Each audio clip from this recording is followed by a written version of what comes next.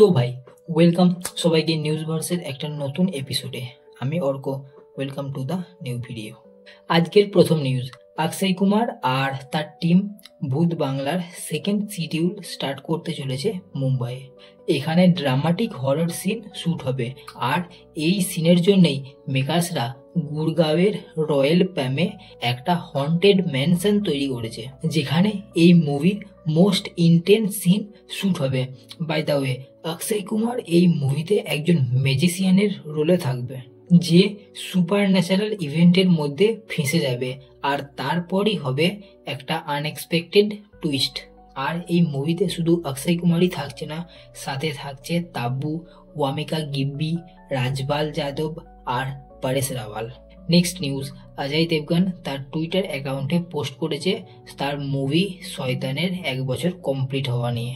Next news, Imran Hashmi তার নিজের Instagram অ্যাকাউন্টে একটা ভিডিও শেয়ার করেছে উইথ হ্যাশট্যাগ আওয়ারাপান। আবার এই সেম ভিডিও বিশেষ ফিল্মস থেকেও শেয়ার করা হয়েছে। সেটা দেখে সবাই বলছে যে এটা নাকি আওয়ারা পানের রিলিজ বা আওয়ারা পানের নেক্সট সিকুয়েল পার্টের কোনো হিন্ট হতে চলেছে। কিন্তু সত্যি হলো যে এই ভিডিওটা নাই আওয়ারা পানের রিলিজের জন্যে, আর নাই আওয়ারা পানের সিকুয়েল পার্টের জন্যে। এটা শুধুমাত্র একটা অ্যানিমেটেড ভিডিও বা এআই জেনারেটেড ভিডিও। পরের নিউজ, এআইকে নিয়ে ইন্ডিয়ার ফার্স্ট এআই জেনারেটেড মুভি নাইসার ট্রেলার চলে এসেছে, যেটা আমার খুব একটা ভালো লাগে নাই। তো এখন বাদ দিচ্ছি এটাকে, মুভি আগে রিলিজ হোক তখন কথা হবে। নেক্সট নিউজ, ঋত্বিক রোশন আর জুনিয়র এনটিআর তাদের নেক্সট আপকামিং মুভি ওয়ার 2 এর জন্য একটা এপিক ড্যান্স সিকোয়েন্স শ্যুট করবে, যেখানে 500টারও বেশি ড্যান্সার থাকতে চলেছে।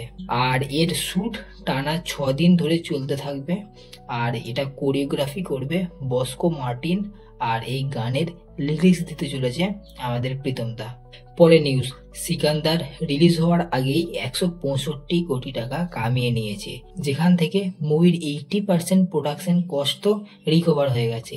যদি ভালো করে বলা যায়, নেটফ্লিক্স এর স্ট্রিমিং রাইটস কিনে নিয়েছে 85 কোটি টাকা দিয়ে, আর জি তার স্যাটেলাইট রাইটস কিনেছে 50 কোটি টাকা দিয়ে, আর এর সাথে এর মিউজিক্যাল রাইটস কিনেছে জি মিউজিক কোম্পানি, বদলে দিয়েছে 30 কোটি টাকা। Next news, Ranveer Singh starrer Don 3 মুভিকে নিয়ে।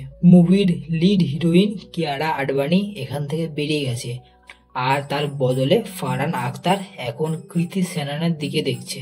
পরের নিউজ, বিনা প্রমোশন ছাড়াই 4টে বলিউড মুভি আবার রিলিজ হয়ে গেছে।